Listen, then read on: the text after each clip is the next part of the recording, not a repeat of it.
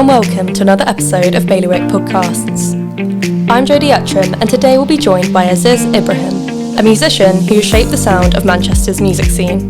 Best known for his work as a guitarist with Simply Red, the Stone Roses and their frontman Ian Brown, the musician has since embarked on a successful solo career. In this episode, Aziz speaks about his upcoming performance in Jersey and takes us through his musical journey from reggae to hip-hop to rock. We also talk about his memories of wild parties in Jersey and the impact of his community work, where he uses music to connect with hospice patients, prisoners and homeless people.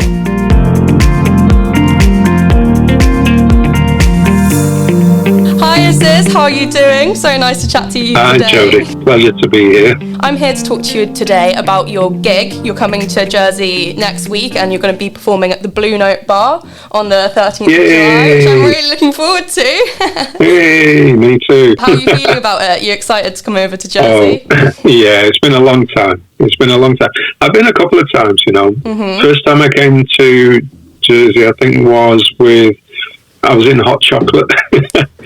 I came to Jersey with Errol Brown and Hot Chocolate. And then the next time was with Ian Brown. So I've been over with all the Browns. And solo as well. Three times. I came over solo, yeah. Mm-hmm. Came over for another show, and myself and Manny, you know, from the Roses as well. I think he came up to DJ, and I was playing. And John Power from Cast. So it's 3 times I've been over. Had a great time each time. Yeah. And what do you remember about coming over to the island? Yeah, I mean, the weather was great. You got to bear in mind, I have an older brother, and he used to live in Guernsey. So I used to be in Guernsey a lot. Not a lot, but I used to fly over, you know, spend time in Guernsey. And Jersey, I kind of missed out on personal holidays, but every time I was over, a great time. It was just like party atmosphere because everybody was just wild. And then after the shows, everybody could be like, "Hey, you're coming out, hanging out with us? You want to come out here? We'll take you there." And you got to bear in mind, I don't drink, I don't smoke, I don't partake of the rest of it either. But I don't mind, you know, partying, hanging out, and I just had a great time every time, just everywhere. And I don't think I got to use the hotel because I just didn't go to bed. Just stayed up all night, every night. So that was like, all I remember is 3 nights of party. That's my memories of Jersey. Sounds like a great time. It was. What can audiences expect from your show? I've learned to do a different kind of show recently. I've been developing a show which is, it's almost like a Frank Zappa approach to music, that I don't want the night to be the same every time I play, like on a tour. Like a band goes out and rehearses a set and goes and plays that same set every night. Why? I don't think that's the best way. I think the DJ approach is best, where you have to read the audience, you have to read the night, you have to look at the demographic, you have to make kind of decisions based on the environment and what's in front of you. You know, it's like a DJ playing the wrong tune and then you go and clear the dance floor. It's kind of, you got to think about what you're going to play next. And I like to play a set like that where I've got a repertoire, but I'm going to draw from it in what I see in front of me. If there's a lot more people wanting to dance, then I'm going to play more of a dance set. If there's a lot of people there to hear, you know, want to go down a little nostalgic trip, then I'll drop some Roses tunes. I'll drop some Ian Brown songs that I've co-written. I might throw in some. If it's a night, you know, I might not be looking for a record deal, so I'll drop some party tunes. Play some original material. Hopefully, I can play more original material, but it all depends on the audience in front of me, really. That what you can expect is to be entertained. My objective is to entertain. So if you paid for a ticket, then I want to give you value for money and I want to entertain. And that's the best way to describe my show, is value for money and entertainment. I just sort of go back to the time when you were sort of growing up in Manchester, and I just wanted to sort of hear from you what that was like to be in that incredible music scene at the time. I mean, that's the right way to describe it. It was an incredible music scene. Not to say that there isn't one now, but my experiences of then are different to my experiences now. I think more to do with the fact that everything hadn't been shut down. Shut down. It was kind of like, that there were a lot of illegal parties. There was a lot of illegal raves and shows. So that meant the kind of excitement factor was there. Everybody knows that, when something's illegal or not allowed, that's when you enjoy it more. When it's tame and under manners, so to speak, where's the fun in that? Everything's got above board, and you're following the rules. Everyone has to break the rules. So in those days, there's a lot of rules broken, and also that it was a time when people were discovering new things. There was new music. Okay, there was new drugs at the time too, and there were new drinks emerging too. So it was a time of discovery, and people were discovering themselves, what their new likes were. And there was also a period of exploration of music. I think that was one of the things that it was a great time for that. I mean, obviously in the early years, there was that acid kind of movement and that relationship between music and drugs. And the clubs that were, shall we say, tolerant of that scene. It was an exciting time. And then the other factor is I like to dance. I might be a better dancer than I am a musician, for all I know. But no, I like that scene. I used to go clubs a lot, and I didn't care whether it was reggae clubs or R&B and soul, or whether it was indie or punk nights. So I just liked to go, and I think that those times it was very diverse. The different clubs that were playing different kinds of music, and the DJs that played the music that you wanted to hear as well. They were shining at the time. And the kind of movement from that, the acid house scene, and then the experimentation that was going on with, say, like Chicago, and a guy called Gerald was, hopping over to Chicago and back here, and Marshall Jefferson was over in Manchester. And then obviously with the Mondays and the Roses, especially with like Fool's Gold and then the Mondays tracks, that people were seeing a different movement, slightly away from just the traditional kind of jingly-jangly, clean guitars and the 60s influence of that in Manchester especially. I mean, the history of Manchester was always that way, revolutionary, moving forward, whether it was the early days of, the skiffle bands and the coffee shops that were around in Manchester, and that music scene that came around the coffee shops. And then towards bands like, say, Joy Division and so forth, and that kind of very industrial and working class reflection of culture was coming through the music, through Ian Curtis and his lads. There was a lot of movements, but at the same time, different genres were doing well. The reggae scene and the dub scene was thriving in Moss Side and Hume. And I got to be honest, that's probably where I was most of the time. I wasn't at the Hacienda. I was in Moss Side and Hume playing in the reggae bands. That's my background, really. I come from 10 years, playing. People get the wrong idea about me because they only see the Roses. That's what they see, or the Ian Brown, or Paul Weller. The songs I've written for Paul Weller. So people think of me in that way, but they have no idea that I spent 10, 15 years in reggae bands, learning the disciplines of ragga, of dancehall and lovers, and I was working with Barrington Levy, Freddie McGregor, Dennis Brown, Errol Dunkley we supported on that tour. I remember when I was in a band called Fourth Generation, I was in a band called T Dynamics. They were all new Moss Side reggae groups. Yeah. And then after that I was in hip-hop bands. I was really in rap bands. So I was in a band called Rebel MC, so we were junglists at the time. We were drum and bass and jungle, really. I did some guitar work. I started getting some session work at the time. People were sending me tracks, and I was like, American band called PM Dawn. I was doing a lot of soul and R&B as well, but I love dance. I mean, I come off a council estate in Manchester, in Longside, and all my mates and the whole community, we were all about sound systems, really. In your car, these beat up old Vauxhall Novas with like supersized sound systems in the back of them, massive subwoofers, and or setting up your own sound systems. And so the dance scene for me was where I was at. Well, that's where the girls are at. So that's where we went. Yeah, absolutely. Everyone enjoyed it. It's just a mood thing, you know. You listen to however your mood is, and that's what you were listening to at the time. And I think that's another beauty of Manchester. We were what they call, you know, the cliche cultural melting pot, and it was all happening in Manchester. You could go to any city you wanted at any time. Now, of course, you know, people are biased about music, what they love, what they hate, you know. Pet hate, you know, pet hate could be Coldplay, and yet you love such as that.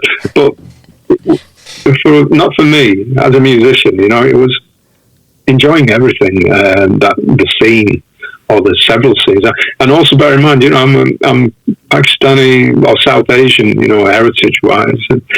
I was at the Bhangra scenes as well. I was playing in a lot of South Asian underground bands. I was on the Asian underground scene in the 90s. I was playing down in London and Birmingham too, with people like Talvin Singh or Joy, who was signed to Real World Records. I played on that Mercury Prize winning album of Talvin Singh's called OK. And then there was loads of Asian bands I was working with and sound systems. I used to go out playing WOMAD festivals in like South Africa, and there used to have in Morecambe as well, WOMAD festival.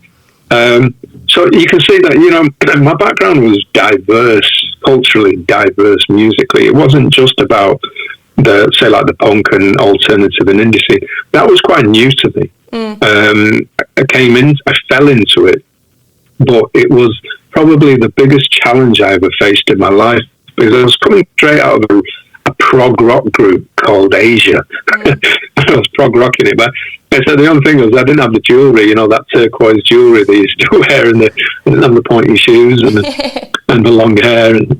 But I recorded an album with them, wrote music for it.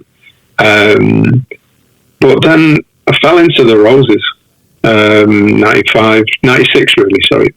And it worked out for me, you know. We didn't last very long, but because, I mean, everybody had their own plan and agenda of where they wanted to be.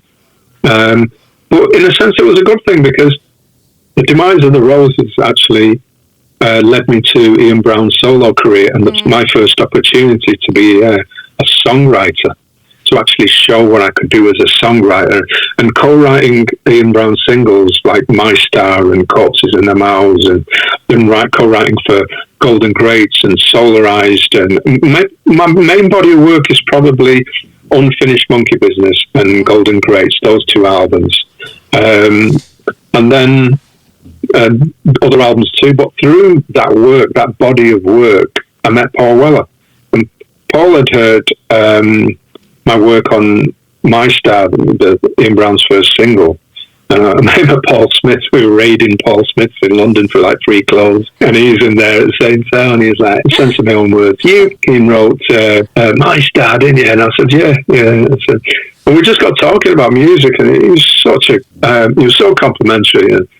And then he gave me an opportunity to write with him and to perform with him as well. Such a lovely guy. Of all the people that I've known in the music industry, Paul Weller is probably the nicest, most forward-thinking, innovative musician I've met in British music, in the, shall we say, coming from the punk, post-punk, garage, alternative scene. Always moving forward, but just a lovely guy and a friend. I think that's what it is.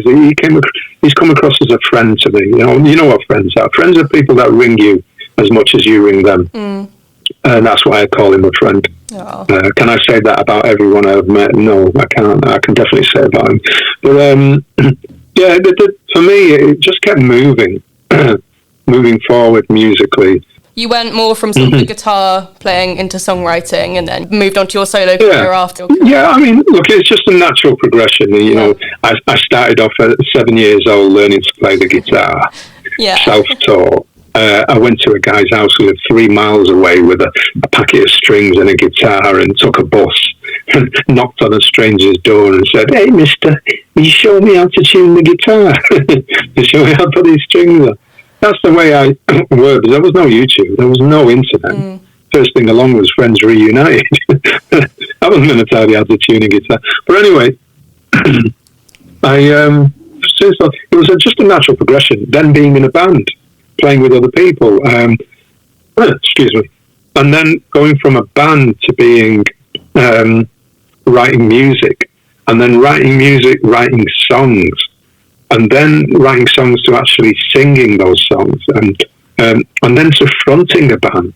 That's when my solo career started. Was really to carry a show. I had to learn how to step up from behind a guitar to be a front person. Because a front person, wow, that is difficult for somebody like me. You know, I've hidden behind a guitar all my life, and I've not been the kind of person who has been very vocal and loud anyway. The guitar's been the loud thing for me. That's why I play it, because I can really escape from myself, my body, escape from the community pressure, from religious pressures, from every single pressure that puts you in your place, telling you to be quiet or to not be seen or not be. I mean, I come from a community who's had to keep his head down during the kind of National Front period of Great Britain. My dad was worried about deportations or things like that, which is crazy, but he should have drummed that in. So during that time, was there a lot of racism sort of towards the Asian community at that time? There was, and there still is. It was just that it was in a different way, because the National Front used to march through cultural areas like Longsight and Hume and Moss Side and so forth. It's only until the second generation, the third generation, the fourth generation came along, and they started standing up for themselves. They were no different, and boy, you didn't want to mess with them. And that's when, you know, when there were so many factors. You could see there was a change in youth culture, down to, you know, from riots to you know, the National Front being prevented from walking through, or actually fearing walking through, you know. And then it changed its name. It became a different party. There have been so many different versions, but it played a part with music. You know, these things like, you know, the Roses were there, you know, Rock Against Racism, they were marching. I was going to ask you about bands that. Yeah. Were you involved in that at all? I was involved, but I wasn't in the Roses at the time. Yeah. You know, I joined them in 96. But they were there, and so were so many other bands, especially in Manchester, that they had that same mentality, that same attitude. That's why reggae, and, you know, plays such a kind of integral part, because it was part of the fight of this Rock Against Racism, but also because Caribbean culture and African culture has played such an integral part of British music in its scene, and not just in music, in fashion as well, and then and culinary reasons too. You know, culture. You know, it could be food, it could be fashion, it could be music, art. It could be so many factors, but it's kind of just melted into everything, and it was also part of that movement too. The fact that it was music leading the way. Exactly. You know, that's when you saw how powerful music was, and I think that's what politicians saw, that they saw music was such a powerful tool and wanting to manipulate it for their own advantages. But musicians, artists were already doing that, you know, once they realised they could see that they could have an effect, that they could, I mean, it works the other way too, you know, it can have a negative effect too, it can be detrimental. You can have such a great track record like Morrissey or something, and then open your big gob with your pro right wing views, and all of a sudden you've tainted, you know, what was like, you know, revered or influenced people's lives, you know, in a good way. But and you go and open your big gob. Yeah, well, it does. It can work both ways, not necessarily just one way, you know.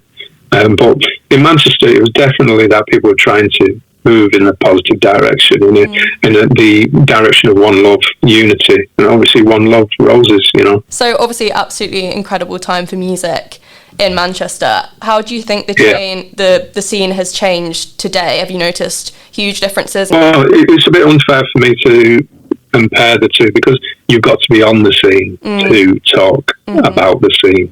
And I can't say that I like going to places where I stick out like a sore thumb. You know, everyone's about 18 years old or 16, and I'm 60.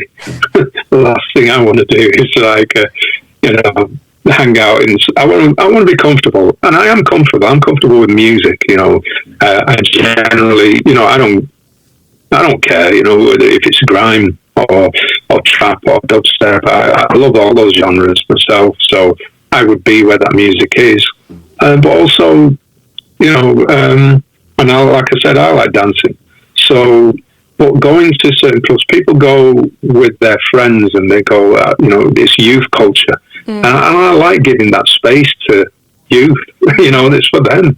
They want an old git like me standing there watching or something. Yeah, fair enough. They don't mind you enjoying yourself. But I think everyone has their own place that they like to go. That is for them, really. And talking about that scene in Manchester, there are so many new places. The only thing that I can say about it is it's not the same, because now we're policed so much. There's no way you're getting away with what we got away with in the 60s and the 70s and the 80s. There's no way. Things have gradually been squeezed, and so it's very difficult to have those kind of, even the alcohol, in the sense it's kind of controlled, in the sense that it's abundantly available, and it's cheap, and it's geared towards the student population of Manchester, because it's huge. We've got 3 universities, I think, and then we're biggest student population in the whole of Europe, and it's a great scene to be on. You've got the music, you've got the food, the arts, the sports, you name it, and the education. It's all there to be had. But saying that, we've got more cameras than we've ever had. We've got more laws and rules, and everything is policed so much. I mean, yeah, we can talk about safety and stuff, but like I said, I came from an era where it was dangerous, but the danger was part of the enjoyment factor, that it was dangerous. You feel the thrill, the adrenaline pumps, and, the body changes, it reacts to, the chemistry of your body changes. But it's not the same. I don't think it's the same, and that's a guess, but just logically, I can see that it's not the same. Yeah. But there are some great clubs, and they got great DJs, and they're playing great music. The other difference is that in city centres today, there's a fight between grassroots venues and residents. So it's very difficult for venues to survive these days and play music, because the actual the laws that the council are implementing are making it difficult for venues to actually survive. Residents complaining about the noise level, but they've moved right into the heart of where the clubs are, where the scene is, where people are out enjoying themselves, and then they're saying, "Oh, this is residential now because I've got a flat above the venue." A lot of venues are closing down, grassroots venues. So I'm glad of that movement, and also of the organisations for venues, the Venues Trust, Music Venues Trust, that are buying venues and actually supporting them and helping them survive, like. The Music Venues Trust has bought the Ferret in Preston. They've got another venue in Atherton as well. There's another difference, you see, that we're in this day and age where development of property and real estate is far more important than this kind of music culture and youth culture and going out and enjoying themselves. Yeah, we've got really similar issues here with sort of loads and loads of pubs and clubs closing down, and similarly, like, we used to have a big underground scene in Jersey with like raves and like the old German bunkers and everything like that. But I've seen them, been in them. Yeah, been there, done that. But that's sort of all been buried. You need a place. Yeah, you need a place. You need your own places, and they get shut down, and that. It's for me, it's a form of oppression. To be able to express yourself, that's really important for the human spirit, especially in austerity and times like this, and the times we've been through since COVID. It was the worst time for young people, because they really want to express themselves, and to be confined and to be limited in so many ways. I mean, I remember the universities putting up fences in Manchester, confining students into their own dorms and their own areas and not allowing them to move. And there were so many rules while certain people were enjoying themselves at Whitehall, mixing it up. And so, I definitely, want a place, and I think that the spaces for young people should be there for them to enjoy themselves. There should be allowances made. There should be leniency towards that, because it's frustrating. It's frustrating enough that you're on an island and you're kind of limited to where you can go. Yeah. But to start closing down those few places that you've got, that's diabolical as far as I'm concerned. It's not doing anybody any good. It's negative. It's not good for the human spirit. Are leaving because that's definitely part of the surprise. It's so expensive. Yeah, I mean, and that's what happens though. People leave, and then it works against you, because I'm sure they don't want that. I'm sure the council don't want that. They want people to stay. They want them to apply what they've learned and put those resources back into the island, so that the island grows. But that's the end result. If you don't provide the habitat, for young people, then they will leave. And unfortunately, the music and the arts and the sports aren't there, as far as I'm concerned. Then, what else are you going to do? The other things that we thrive on, human spirit thrives on those things. The communities are built on them.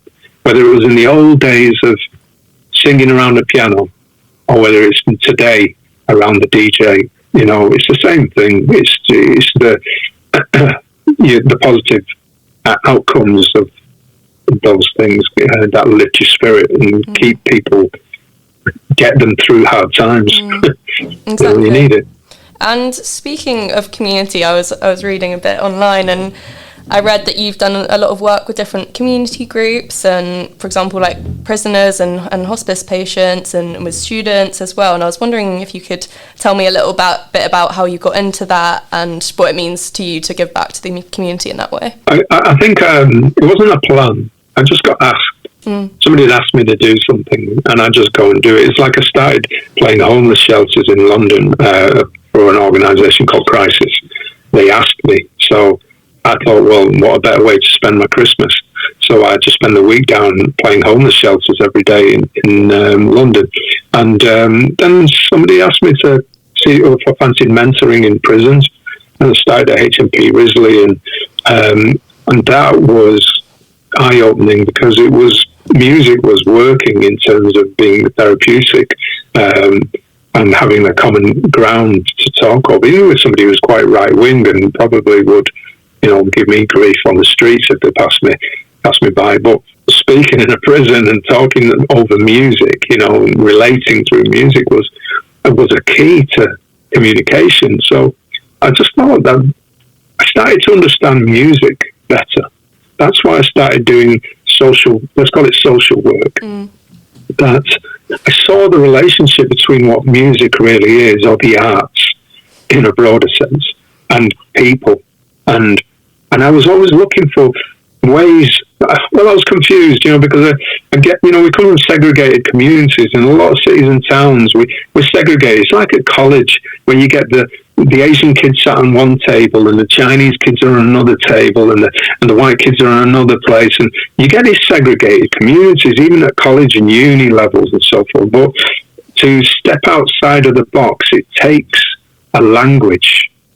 And that language is music, as far as I'm concerned. It's a no passports required universal language that you could be from Libya, you could be a council estate in Toxteth, but you could talk about, I don't know, Kendrick Lamar or something, or it could be something you got in common. And you don't need to. That is your language. And you can name the album or the track or hum the tune, or you're a beatboxer and you can do the same, you can work together. It's just that's what I learned. And I just started exploring music on a social level, and then started working with like youth groups and colleges and schools and universities and hospices, and seeing how music played a part in that communication with a terminally ill child. There's no words. What can you say? when you get over yourself and think about that person, the only way to communicate is to enjoy something together. That's all I could see. And then you don't have to talk. The music does the talking. And I don't care what music is. If that person says to me, do you know Justin Bieber? Then I'll put Google on and I'll YouTube, and I'll pick a tune and I'll go, what, like this one, and I'll learn it straight away. That's my skill set. I can learn music at a drop of a hat. I can hear music and I can play it before I actually play it. Before I can play it, I've already worked it out in my head and using my ears.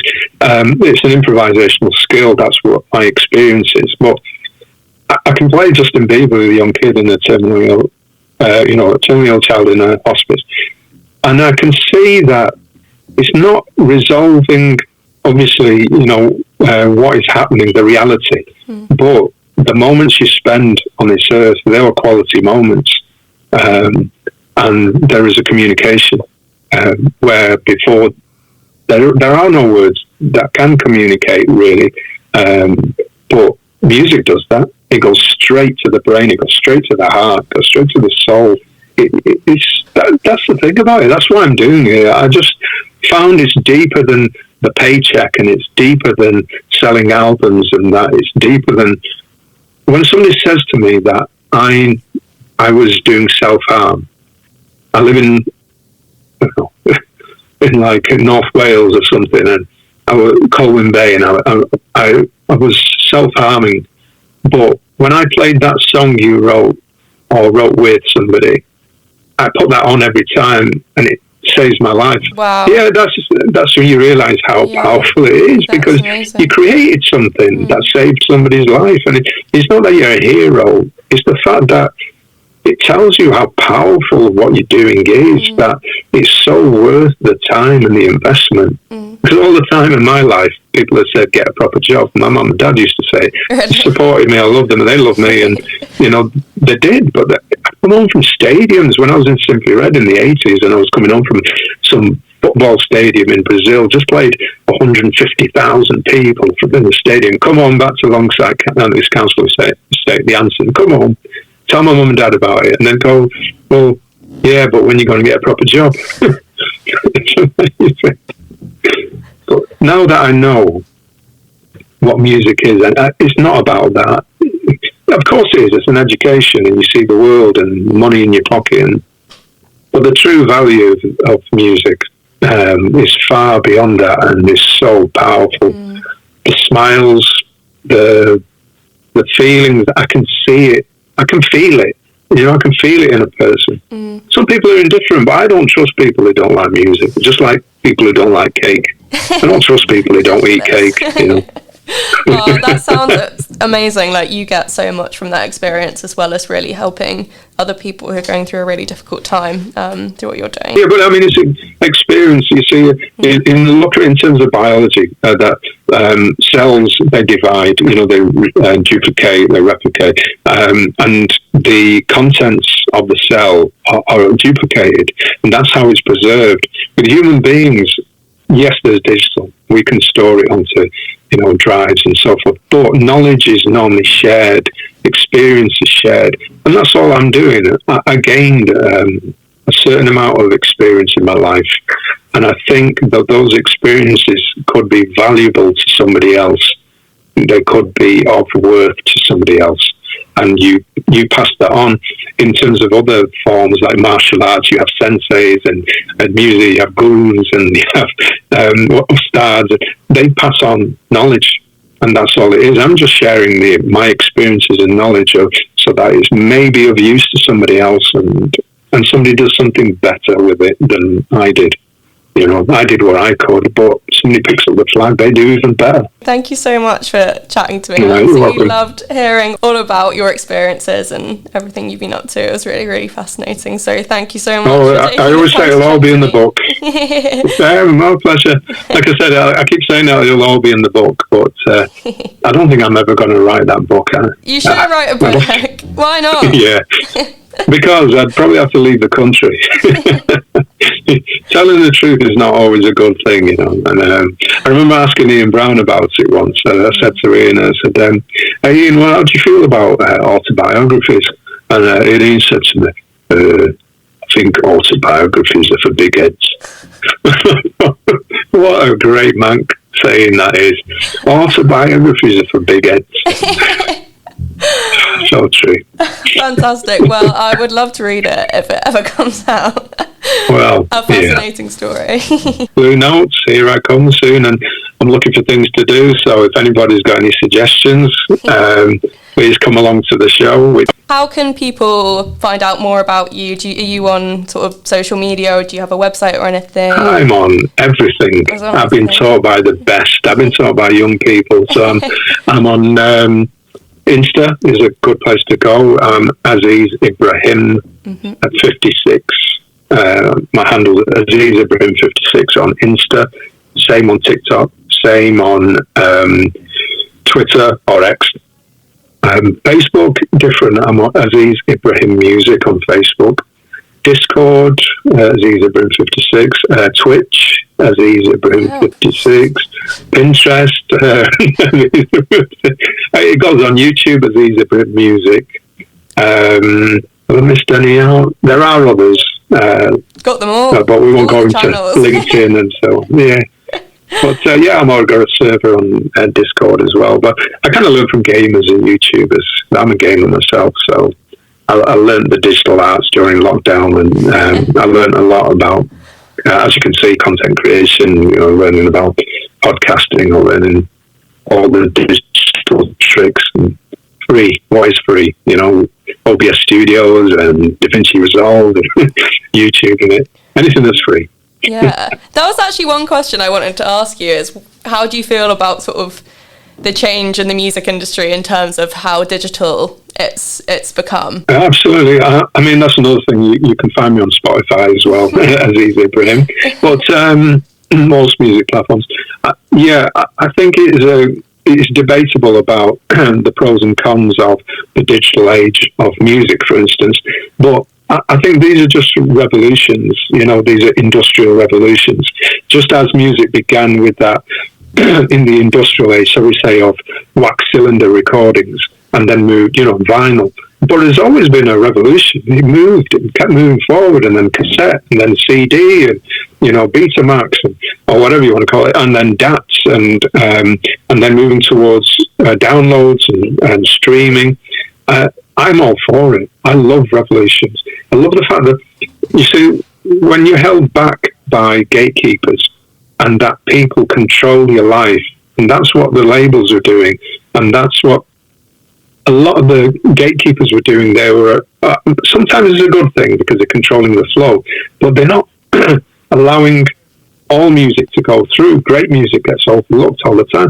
But in a digital age, I love the tools that are available. I realised during lockdown, those tools are all the things that I wished for existed when I was out. I was in bands and we're releasing vinyl or releasing CDs and so on. You couldn't analyse anything. You had no analytics. You had no data. Everything resolves in data. And that's the one beauty of the digital age, is that the data is everything. That if you know how to gather data and then you can use the analytics, you can see what demographic is listening, when they're listening, who is listening, what age group they are, what gender they are, when do they listen. It's endless. I mean, advertising companies use it all the time. But I like the fact that it stems from young people using these tools in gaming, in music and consumption of music, the way that they want to. So like playlists and so forth, that's a great way of listening, because in the old days we used to sit by the radio. When the song was played by the DJ, you press record on the tape recorder and you made a playlist. Or you went to a guy or a woman who was really good at making playlists, and they'd make a playlist for you. This day and age, it's so easy to make playlists. But it only goes to show you that a lot of bands were making awful albums. They only had 2 good songs on there, and people were only recording those 2 good songs. So I think, you see, the analytics will give you that information that, look, your album's not good enough.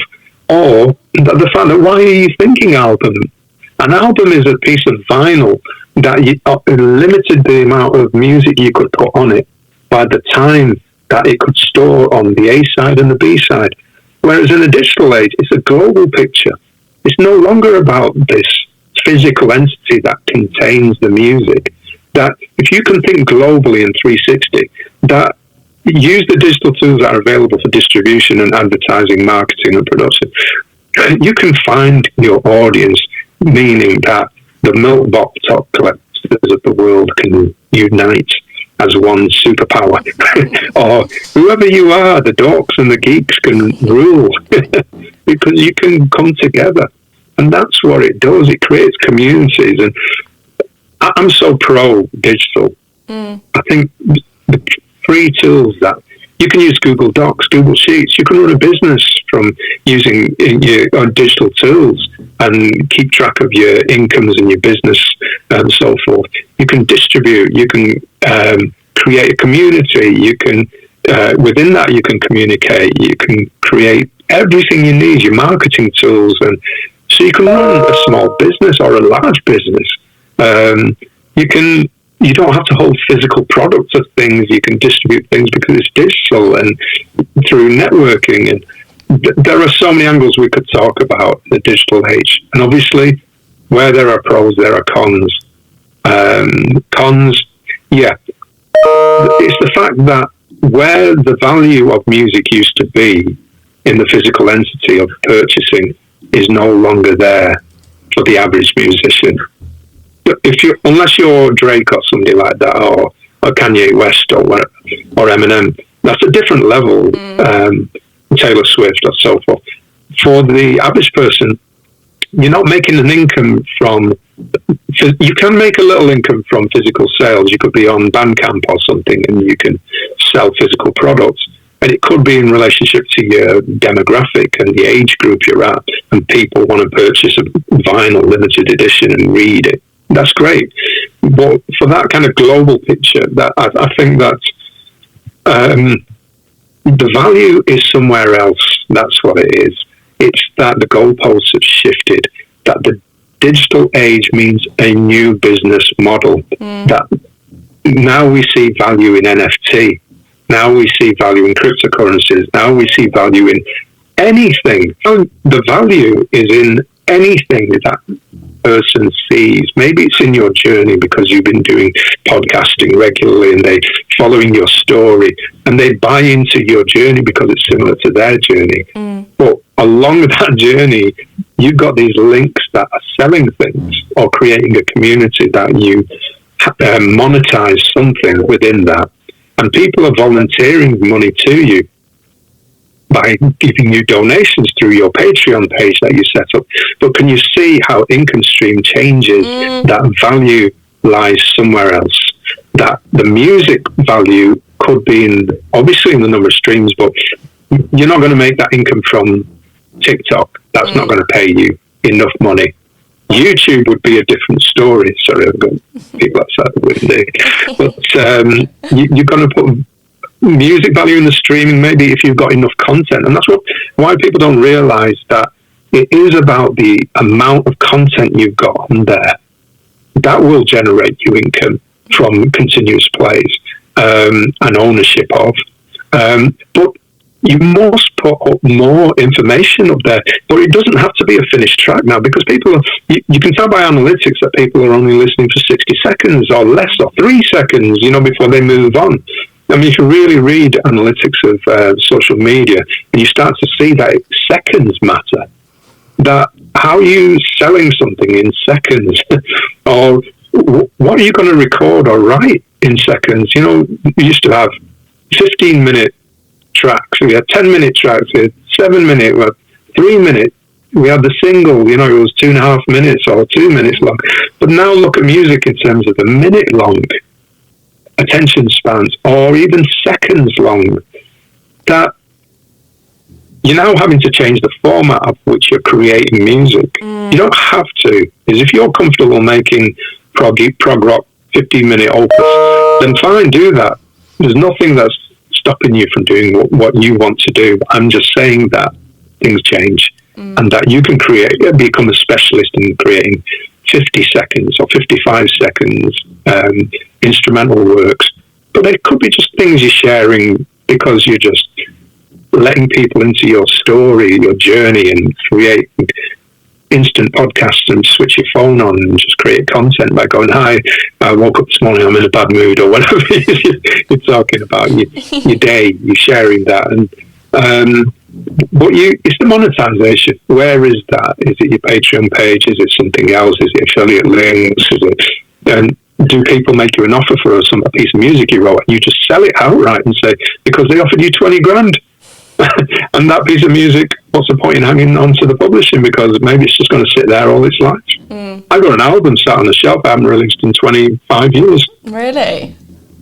Yeah, called The Heart Alongside, and the Roses are on it, Smiths are on it, my friends from Talvin Sings on it, the late Denise Johnson, bless her, for Primal Screams on it, Paul Weller's on it. Wow. It's just a list of people. Yeah. I created an album. I only ever sold it in mail order in 1999 or 2000, and 9/11 scuppered my plans. But it just sat there. I've never released it. But now in this age, I could do that any time, any moment, share snippets of it, do anything I want. I got a PlayStation soundtrack I did for a game called Eliminator I did for Psygnosis. Oh, yeah. I could release that track by track, and it was all albums worth of music, share little pieces of it, share the journey, as in the recording of it, and the different stages of it that are recorded, and little video clips that I caught. People are more interested in the journey these days than just the finish. Yeah. Is that something you're planning to do then? It's far more interesting. Release snippets of that over time, or are you going to have a thing? Yep. Yeah. The Heart Alongside, coming soon. Yeah, absolutely. I think sharing that, but more so, I like sharing the journey because that gives people an insight, or it resonates with them because it might be similar to their own, or they might gain some information, knowledge about what you're doing, and like you said, the equipment you're using, maybe that's the thing, or it might be just, your mental kind of state and how you're coping with your life and how you get over, the challenges in your life. It's so many different levels now that it's complicated, but I love it. I think it's a great time. Moving forward is great. And even though, we're talking about the Roses and we're talking about the nostalgia of the 90s and so forth, but I think that it's interesting to look at the future because that's the exciting part. What's to come? What's the next change? Where are we going after this? What's going to happen to the festivals? Who's going to play these festivals? How are you going to consume music in the future and live music especially? That's exciting. Exactly. Well, I'm off to another festival next month in Budapest, and I'm very excited for that. So hopefully there's not lots more festivals in the future. That would be a great I'll share something new with you. I played Budapest with Stone Roses. Oh, really? It was one of the early shows I did before Reading, yeah. And there's an island. So Buda and Pest are two different sides of the Danube. So, and in the middle is an island, and they have a massive rock festival there. We played in '96. I think we headlined the festival there. I never forget Budapest, Hungary. We had such a great time. Well, for me anyway, it was my first shows with the Roses. Just flew around doing this show. So you're going to have a great time. You're going to have a great time there. Thank you so much. Well, enjoy. I best leave you go. It's been chatting for almost an hour now. But it's been absolutely fascinating. That's a lot of editing. Yeah, I know. But thank you so much for your time. I'm really grateful. Thanks. Thank you for listening to Bailiwick Podcasts. This episode was brought to you by Bailiwick Express and the Jersey Evening Post. If you enjoyed it, make sure to subscribe to wherever you get your podcasts so you don't miss the next episode. Thanks again for listening.